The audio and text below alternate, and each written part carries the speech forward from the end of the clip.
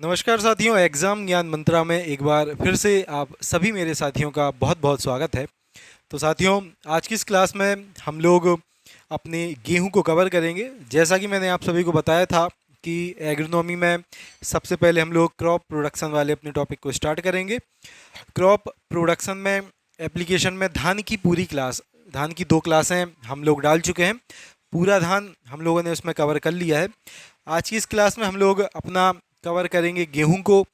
मैं इतना आपको इंश्योर कर सकता हूँ, ठीक है, कि जितने भी एग्जाम के दृष्टिकोण से आपके क्वेश्चन यहाँ से बन सकते हैं, हम लोग पूरी गेहूं की थ्योरी को यहाँ पे कवर करने वाले हैं। और ये जो साथियों क्लास रहेगी, ये आपकी 2 पार्ट्स में डिवाइड रहेगी। आज हम लोग इसका पार्ट 1 कवर करेंगे, ठीक है।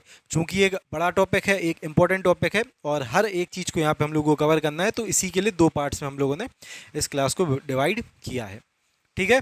तो प्रारंभ करते हैं साथियों। और ये क्लास यूट्यूब पे भी, ठीक है, आपके लिए आएगी।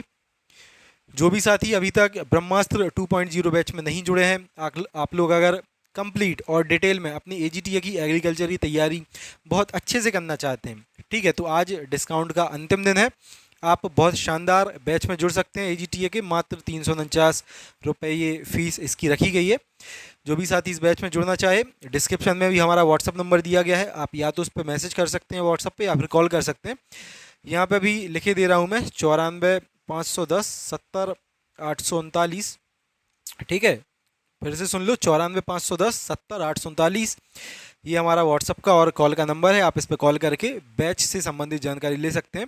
और टीचमेंट ऐप पे ये जो बैच है हम लोग कंडक्ट पूरा करवा रहे हैं, ठीक है। चलिए प्रारंभ करते हैं साथियों।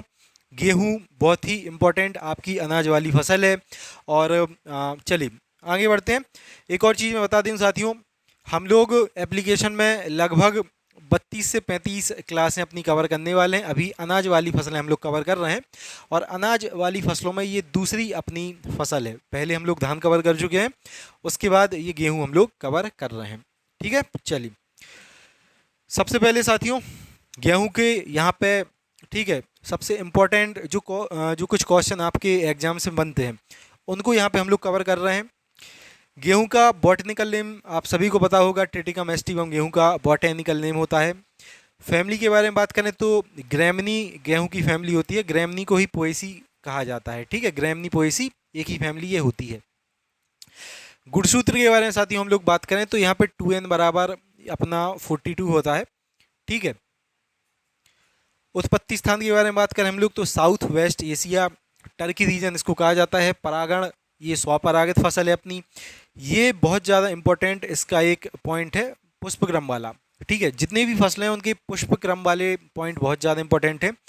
गेहूं के पुष्पक्रम के बारे में अगर हम लोग बात करें तो इसको ईयर, स्पाइक या फिर बाली कहा जाता है, ठीक है। गेहूं का पुष्पक्रम क्या रहता है? बाली, ईयर या फिर अपना स्पाइक। फल किस प्रकार का है? फल का नाम भी कभी कभी पेपर में आ जाता है, तो ये कैरियोप्सिस प्रकार का गेहूं का जो फल है वो होता है, ठीक है, यानी कि दाना। इतनी चीज़ें clear. Botanical name Triticum aestivum, गुणसूत्र, ठीक है, इसमें 2n बराबर 42। फैमिली ग्रेमनी या फिर पोएसी। उत्पत्ति स्थान साउथ वेस्ट एशिया, या तो आपके पेपर में साउथ वेस्ट एशिया ऑप्शन में रहेगा या फिर ऑप्शन में रहेगा टर्की, तो ये आपको उत्तर देना है। परागण स्वपरागत फसल है, और पुष्पक्रम है इसका ईयर, स्पाइक या फिर बाली। इसके बाद इसमें हम लोग बात करें तो दूसरा, ठीक है, हम लोग डिटेल में पढ़ रहे हैं लेकिन सबसे जो इंपॉर्टेंट पॉइंट है पहले हम लोग उनको कवर यहाँ पे कर लेते हैं। दूसरा साथियों सबसे इंपॉर्टेंट इसमें पॉइंट आता है, जो आपकी परीक्षा में सबसे ज़्यादा पूछा जाता है, वो पूछा जाता है गेहूं में सिंचाई की क्रांतिक अवस्थाओं से। तो 6 क्रांतिक अवस्थाएं गेहूं में सिंचाई के लिए आवश्यक होती हैं। सबसे ज़्यादा जो इंपॉर्टेंट होती है वो होती है अपनी CRI स्टेज, ठीक है, जिसको कहा जाता है सीज जड़ फूटन। जो आपका 21 दिन, बुवाई के 21 दिन बाद जो आपकी अवस्था आती है, सबसे ज़्यादा आपकी ये इम्पोर्टेंट है, ठीक है। ये जो यहाँ पे आपको DAS लिखा दिख रहा है ना, इसका मतलब है डे आफ्टर सोइंग, क्लियर। तो जो CRI स्टेज है ये आपकी 21वें दिन होती है बुआई के, और कभी कभी पेपर में आपको 20 से 25 दिनों के बीच में भी, बुआई के 20 से 25 दिन के अंदर भी ये पूछ लिया जाएगा। दूसरी अवस्था होती है इसमें कल्ले फूटते समय, ठीक है, जो कि आपकी 40 से 45 दिन बुवाई के बाद। तीसरी अवस्था होती है साथियों इसमें गांठ बनते समय, जो कि 60 से 65 दिन आफ्टर सोइंग यानी बुवाई के। चौथी होती है यहाँ पे पुष्पक्रम आते समय 80 से 85 दिन पे, और पांचवी होती है दानों की दूधी अवस्था पे, और अंतिम होती है इसमें दाना पकते समय, या दाना पकते समय 105 से लेके 125 डे आफ्टर सोइंग। क्लियर है। और सबसे ज़्यादा इंपॉर्टेंट कौन सी है इसमें, CRI स्टेज। आपसे पेपर में पूछा जा सकता है कि CRI स्टेज किस में आवश्यक होती है, तो गेहूं की क्राउन रूट इनिशिएशन इसको कहा जाता है। शीर्ष जड़ फूटानी, जैसे कि ये गेहूं का दाना है ना जो, तो यहाँ से इसमें ऊपर की तरफ से जड़ें निकलना प्रारंभ होती हैं इसमें CRI स्टेज में। ठीक है, चलिए। कुछ गेहूं की प्रजातियां साथियों किस में इंपॉर्टेंट हैं, ठीक है, ये भी इंपॉर्टेंट बहुत ज़्यादा हैं, जो आपकी पेपर में लगातार पूछी जाती रही हैं। सबसे पहले तो इसकी एक जीनी जो किस्में होती हैं, ठीक है, जैसे कि सोनालिका, लरमा राजू 64A, ठीक है। द्विजीनी किस्में इसकी होती हैं कल्याण सोना, ये इंपॉर्टेंट है कल्याण सोना अपनी। उसके बाद सोनारू 64, उसके बाद जनक, और उसके बाद HD 200 अर्जुन। इस पर भी आप लोग टिक लगा लेना इंपॉर्टेंट का। HD 200 जो अपनी अर्जुन है, इस पर भी आप लोगों को इंपॉर्टेंट का टिक लगाना है। उसके बाद साथियों त्रिजीनी जो आपकी किस्में हैं, जिसमें हीरा, मोती, जवाहर, लाल बादशाह और ज्योति आते हैं, ये भी बहुत ज़्यादा इंपॉर्टेंट हैं। उत्परिवर्तित किस्मों के बारे में बात करें हम लोग तो सरवती सोनार, पूसा लरमा, ठीक है, ये इसकी उत्परिवर्तित किस्में हैं। और अन्य किस्में, ठीक है, जैसे कि ये नॉरेन 10 है, बॉनी किस्म है। नॉरेन 10 क्या होता है, नॉरेन 10 होता है जीन एक, ठीक है। एक होता है UG99, होता है ना UG99, ये गेहूं में जो रोली रोग होता है, ठीक है। UG99 गेहूं में रोली रोग के लिए, ठीक है, रोली रोग के नियंत्रण के लिए और इसके प्रति यूज किया जाता है इसको। उसके बाद KRL फर्स्ट प्रतिरोधी किस्म से निर्माण किया जाता है UG99 का उपयोग करके, रोली रोग से प्रतिरोधी किस्म का। KRL फर्स्ट, KRL 4 और राज 3077 ये इसकी अन्य किस्में होती है। गेहूं में साथियों एक इंपॉर्टेंट क्वेश्चन कभी कभी पूछा जा सकता है कि गेहूं में प्रोटीन कौन सी पाई जाती है, ठीक है। तो गेहूं में साथियों ग्लूटेन नाम की प्रोटीन पाई जाती है, याद रखना आप लोग, ग्लूटेन। गेहूं की प्रोटीन कौन सी है, ग्लूटेन। मक्का की कौन सी होती है, ठीक है, मक्का की होती है जीन, ठीक है। और एक और प्रोटीन पूछी जाती है, एक होती है आपकी धान की, धान की का नाम होता है ओराइजीन, ठीक है। और जौ की प्रोटीन का क्या नाम होता है, जौ की प्रोटीन का नाम होता है हार्डीन। क्लियर। गेहूं में कभी कभी आपसे पूछा जा सकता है कि प्रोटीन प्रतिशत कितना पाया जाता है। जितनी भी साथियों अनाज वाली फसलें हैं, सबसे अधिक प्रोटीन उसमें गेहूं में ही पाया जाता है। पेपर में ऑप्शन मिलेगा आपको 11%, जबकि कभी कभी आपसे 8 से 15% भी आपके एग्जाम में प्रोटीन के पॉइंट ऑफ व्यू से यहाँ दिया रहा होगा, ठीक है। तो अगर 11 आए तो आपको टिक करना है, या फिर 8 से 15 के बीच में आए तो इसको आपको टिक करना है। चलिए अब गेहूं को और थोड़ा डिटेल में हम लोग देख लेते हैं। कभी कभी साथियों एग्जाम में एक क्वेश्चन पूछा जाता है कि विश्व में अनाजों का राजा किसे कहा जाता है। तो अगर आपसे क्वेश्चन पूछा जाए तो अपने गेहूं को ही, ठीक है, विश्व में अनाजों का राजा कहा जाता है। खाद्यान्न के मामले में गेहूं का स्थान आता है धान के बाद दूसरा। विश्व में सर्वाधिक खाद्यान्न के रूप में किसको उपयोग किया जाता है, सबसे अधिक उपयोग किया जाता है धान को, और दूसरा नंबर आता है अपने गेहूं का। ये मैंने आपको बता ही दिया। गेहूं में कौन सी प्रोटीन पाई जाती है, ग्लूटेन प्रोटीन पाई जाती है, और रोटी फूलने का कारण यही होती है गेहूं में, ठीक है। ये चीज़ें भी मैंने आपको बता दी। मक्का की में कौन सी प्रोटीन पाई जाती है, मक्का की प्रोटीन कहलाती है जीन, चावल की कहलाती है ओराइजीन, और जौ की कहलाती है यहाँ पे हार्डीन। क्लियर। अब साथियों जो अपना गेहूं है टेटिकम एस्टिवम 2N बराबर जो 42 है, इसका जो निर्माण है, ठीक है, वो हुआ है दो फसलों से। एक होती है एंजियोलोपस स्पेल्टाइस और एक होता है टेटिकम मोनोकोकस, ठीक है। ये आपसे एग्जाम में पूछा जा सकता है। एक है एंजियोलोपस स्पेल्टाइस और एक है अपना टेटिकम मोनोकोकस। इन दोनों के क्रॉस से निर्माण हुआ है किसका, टेटिकम एस्टिवम का, जो मैक्सिकन बोना गेहूं कहलाता है। इसका निर्माण किससे हुआ है, एंजियोलोपस स्पेल्टाइस किस्म से, साथ ही साथ टेटिकम मोनोकोकस, इन दोनों के क्रॉस से। याद रहेगा। चलिए आगे देखते हैं। आगे गेहूं के प्रमुख जीने दिए गए हैं। UG99 मैंने आपको बता ही दिया था। UG99 यह गेहूं के रोली रोग के लिए, ठीक है, प्रतिरोधी होता है, इससे प्रतिरोधी किस्म का निर्माण किया गया था। नॉरेन 10 ये गेहूं में बौनेपन के लिए उत्तरदायी है, ठीक है। आप लोग जो भी साथी एप्लीकेशन पे इस क्लास को देख रहे हैं, आप लोग हैंड रिटन नोट्स बनाते चलना, ठीक है, बहुत ज़्यादा हेल्पफुल आपके लिए रहेंगे। आप लोग हैंड रिटन नोट से क्या रहेगा कि आपको थोड़ा जल्दी रिवीजन करने में हेल्पफुल ये चीज़ें रहेंगी। बाकी हर चीज़ तो मैं आपको यहाँ पे बताता जा रहा हूँ। ठीक है, नॉन इंटेंट किसके लिए हो गया अपना, गेहूं में बौनेपन के लिए उत्तरदायी। उसके बाद साथियों एक और गेहूं में बौनेपन के लिए उत्तरदायी जीन होता है जिसको कहा जाता है ऑल्सन बोना और टॉम थम। ठीक है, ऑल्सन बोना और टॉम थम ये भी गेहूं में बोनेपन के लिए उत्तरदायी अपने होते हैं। ये बहुत ज़्यादा इंपॉर्टेंट है। ठीक है, ये आपका लिखा है ना RHT फर्स्ट और RHT टू। तो वर्तमान में साथियों बौनेपन में सर्वाधिक प्रयोग किया जाने वाला जीन कौन सा है गेहूं में? वर्तमान में अगर आपसे पूछा जाए तो RHT फर्स्ट और RHT टू इसका सबसे अधिक उपयोग किया जाता है फसलों को, ठीक है, बौना करने के लिए और फसलों में बौनापन जो रहता है गुण उसको उत्पन्न करने के लिए। ठीक है, चलिए ये जो चीज़ें थी गेहूं में प्रोटीन वगैरह की वो मैंने आपको बता दी। गेहूं में जो कार्बोहाइड्रेट है ये होता है आपका 60 से 70%, लगभग 11% इसमें पाया जाता है आपका प्रोटीन, जो कि फसलों में, अनाज वाली फसलों में सर्वाधिक रहता है। परीक्षा की दृष्टिकोण से यहाँ पे देखिए बताया भी गया है कि परीक्षा के लिए उपयोगी कौन सा है। 11% आपको अधिकतम पेपरों में देखने को यहाँ पे मिलेगा। चलिए आगे देखते हैं। आगे साथियों एक और इसमें इम्पोर्टेंट एक क्वेश्चन दिया गया है। ठीक है, क्वेश्चन है अपना कि गेहूं में भ्रूणपोष कैसा होता है। ये इंपॉर्टेंट करके और अपनी कॉपी में आप लोग लिख लेना। गेहूं में साथियों जो भ्रूणपोष होता है ये होता है आपका त्रिगुणित। ठीक है, और बाकी इसके जो अवयव होते हैं वो कैसे होते हैं, वो होते हैं द्विगुणित। ठीक है, भ्रूणपोष कैसा है, भ्रूणपोष है इसमें त्रिगुणित और बाकी जो अवयव हैं वो होगा इसके द्विगुणित। ठीक है साथियों, जो ट्रिटिकम एस्टिवम है 3n का मतलब क्या है, 3n बराबर 63 लिखा है तो वही हो गया अपना 2n बराबर 42। ठीक है, ट्रिटिकम एस्टिवम में n बराबर कितना हो गया, 21 हो गया। चलिए अब हम लोग बात करते हैं गेहूं के वर्गीकरण के बारे में। ये भी बहुत ज़्यादा इंपॉर्टेंट है। वर्गीकरण के बारे में साथियों सबसे पहला जो वर्गीकरण है गुणसूत्रों के आधार पर। एक व्यक्ति था जिसका नाम था शेक। ठीक है, शेक नामक वैज्ञानिक ने ये गुणसूत्रों के आधार पर गेहूं का वर्गीकरण किया था।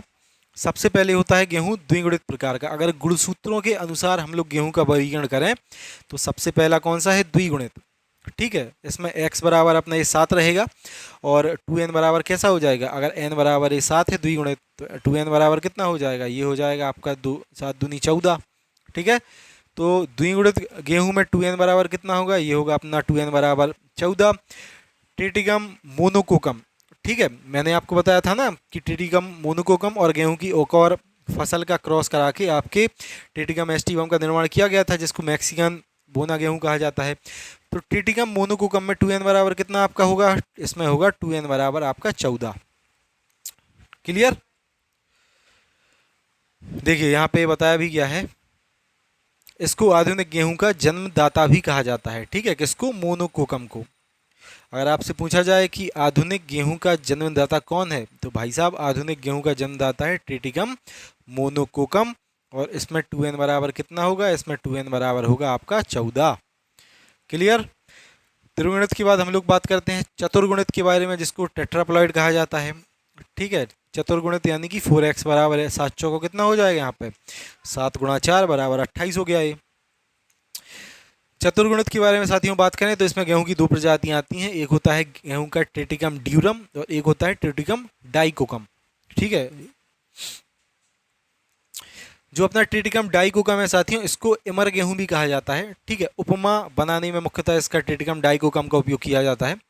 और जो अपना ट्रिटिकम ड्यूरम है इसको मार्कोनी, मैकोनी या फिर काठिया गेहूं कहा जाता है। ठीक है, ट्रिटिकम ड्यूरम को क्या कहा जाता है, मार्कोनी, मैकोनी या फिर काठिया गेहूं। और ट्रिटिकम डाइकोकम क्या कहा जाता है, इसको कहा जाता है इमर गेहूं। क्लियर। अब बात करते हैं षटगुणित के बारे में। ट्रिटिकम एस्टिवम जो अपना है ये किस प्रकार का है, ये है अपना षटगुणित। ठीक है, n बराबर यहाँ पे 7 था ना, 7 में 6 का गुणा हुआ तो कितना हो गया 2n बराबर 42 हो गया ये। तो ट्रिटिकम एस्टिवम के बारे में बात करें साथियों तो ये है गेहूं की एक षट गुणित प्रजाति, हेक्साप्लॉइड जिसको कहा जाता है। इसको मैक्सिकन बोना गेहूं यानी कि कॉमन ब्रेड बीट कहा जाता है। ठीक है, षट गुणित में साथियों एक और गेहूं की प्रजाति आती है जिसको कहा जाता है ट्रिटिकम वल्गेर। इसको ब्रेड वीट कहा जाता है, और एक होता है ट्रिटिकम स्पोरोकोकम जिसको भारतीय बौना गेहूं कहा जाता है। ठीक है, ये तीनों आते हैं इसमें। चलिए आगे देखते हैं, कुछ इंपॉर्टेंट है इसमें, जैसे कि अपना ट्रिटिकम मोनोकोकम है। तो मोनोकोकम से अगर आपसे क्वेश्चन पूछा जाए मोनोकोकम, तो ये होता है अपना आधुनिक गेहूं का जन्मदाता। ठीक है, मोनोकोकम क्या हो गया, मोनोकोकम हो गया अपना आधुनिक गेहूं का जन्मदाता। ट्रिटिकम डाइकोकम के बारे में बात करें तो इसको इमर गेहूं कहा जाता है। ठीक है, ट्रिटिकम डाइकोकम कौन सा हो गया, ट्रिटिकम डाइकोकम हो गया अपना इमर गेहूं। ट्रिटिकम ड्यूरम इसका उपनाम है काठिया गेहूं या फिर मैकोनी। ट्रिटिकम ड्यूरम से संबंधित साथियों में कुछ इंपॉर्टेंट पॉइंट यहाँ पे बताए गए हैं। ठीक है, गेहूं की एकमात्र ऐसी प्रजाति है ट्रिटिकम ड्यूरम जिसका जो तना है, ठीक है, ट्रिटिकम ड्यूरम का तना कैसा रहता है, ट्रिटिकम ड्यूरम के तने में, ठीक है, तरल जैसा पदार्थ भरा रहता है। बाकी हम लोग अगर गेहूं के तने देखें तो कुछ सूखे टाइप रहते हैं, लेकिन अगर ट्रिटिकम ड्यूरम जो अपना ड्यूरम है इसके तने को हम लोग देखें तो तरल जैसा इसमें थोड़ा थोड़ा पदार्थ भरा रहता है, और सूखे की ये प्रतिरोधी प्रजाति गेहूं की होती है। ठीक है, ट्रिटिकम ड्यूरम का साथियों मुख्य रूप से जो उपयोग किया जाता है वो किया जाता है सूजी बनाने के लिए। क्लियर। अब बात करते हैं हम लोग अपने ट्रिटिकम एस्टिवम के बारे में, मैक्सिकन बोना गेहूं। ठीक है, इसको कॉमन ब्रीड व्हीट भी कहा जाता है। भारत के सर्वाधिक क्षेत्रफल में अगर आपसे पूछा जाए कि भारत में सर्वाधिक, ठीक है, क्षेत्र में किसको उगाया जाता है, तो भाई साहब भारत में सर्वाधिक उपयोग किया जाता है ट्रिटिकम एस्टिवम का। ठीक है, किसका, ट्रिटिकम एस्टिवम का। ठीक है, भारत में सर्वाधिक क्षेत्र में अपना ट्रिटिकम एस्टिवम उपयोग किया जाता है। एक आता है साथियों ट्रिटिकम स्पोरोकोकम। ठीक है, ये उपनाम जरूर याद रखना क्योंकि पेपर में उपनाम से ही ज़्यादातर क्वेश्चन इसमें आपके पूछे जाएंगे। एक तो आपके गुणसूत्रों के बारे में, गुणसूत्रों की संख्या में, ठीक है, कि ट्रिटिकम डाइकोकम में कितने होते हैं, ट्रिटिकम ड्यूरम में कितने होते हैं। ट्रिटिकम स्पोरोकोकम में साथियों इसको भारतीय बौना गेहूं कहा जाता है। अब बात करते हैं ट्रिटिकम बल्गेयर के बारे में, तो ब्रेड व्हीट इसको कहा जाता है। जो ट्रिटिकम बल्गेयर है इसको क्या कहा जाता है, इसको कहा जाता है ब्रेड व्हीट।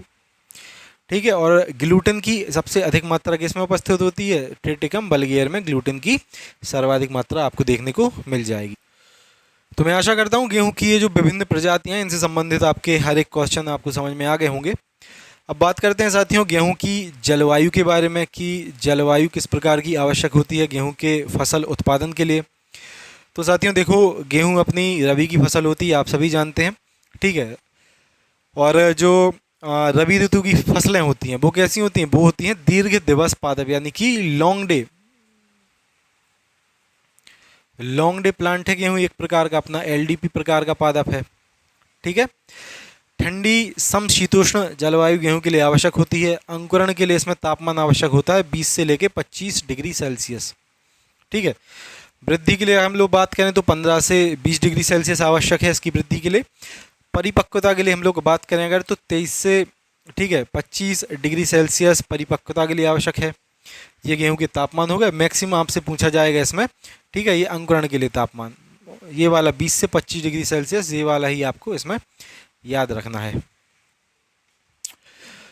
गेहूं के साथियों, गेहूं के लिए, गेहूं के फसलोत्पादन के लिए मृदा के बारे में अगर हम लोग बात करें तो गेहूं के लिए आवश्यक होती है जलोढ़, ठीक है, या फिर दोमट मृदा। जलोढ़ या फिर जिसको एल्बियल मृदा कहा जाता है गेहूं के फसलोत्पादन के लिए आवश्यक होती है। बुवाई का समय इसमें हम लोग देखें तो गेहूं की बुवाई प्रारंभ हो जाती है मैक्सिमम अक्टूबर से दिसंबर के मध्य में गेहूं की बुवाई की जाती है।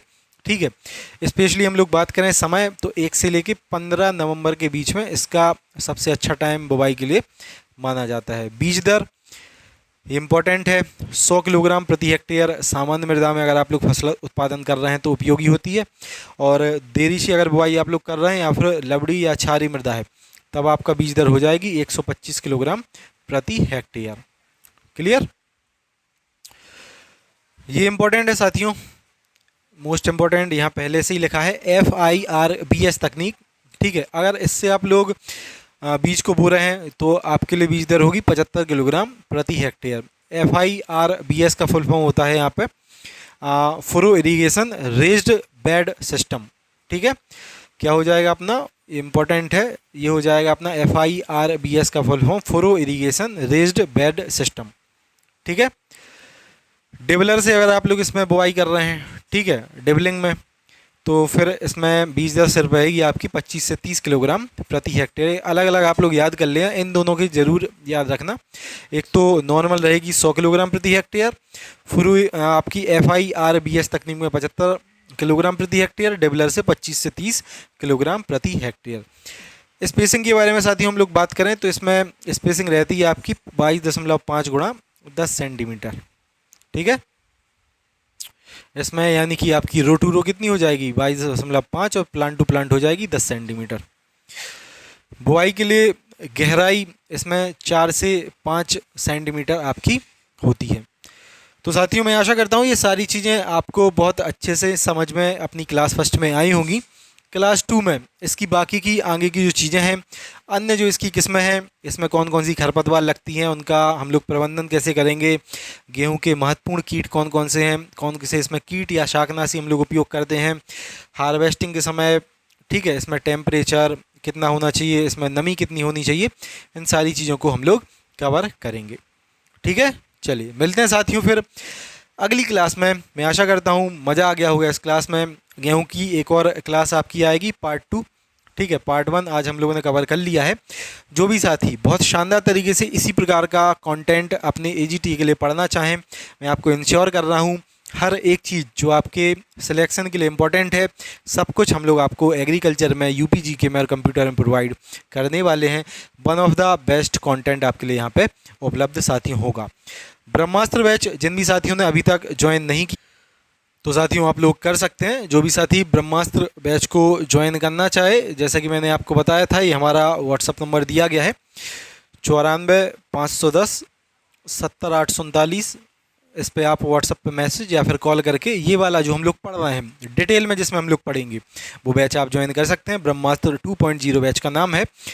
मैं ये भी बता देता हूँ बैच में ज्वाइन कैसे आपको होना है। आप लोग या तो इस नंबर पर मैसेज करके या फिर इस पर कॉल करके भी पूरी जानकारी ले सकते हैं। 2-3 स्टेप में ये पूरा बैच में जुड़ने का प्रोसेस रहेगा। स्टेप फर्स्ट आपका रहेगा, आप व्हाट्सएप पर मैसेज करेंगे, उसमें हम लोग एप्लीकेशन की लिंक आपको प्रोवाइड करेंगे। पेमेंट के लिए आपको QR कोड उपलब्ध करवाएंगे और हमारा पेमेंट के लिए नंबर आपको उपलब्ध करवाएंगे।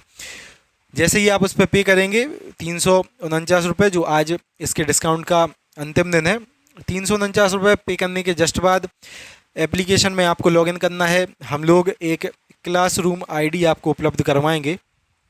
जैसे ही एप्लीकेशन में आप लोग वो क्लासरूम ID लॉगिन करने के बाद फिल करेंगे, ब्रह्मास्त्र 2.0 बैच आपका ओपन हो जाएगा।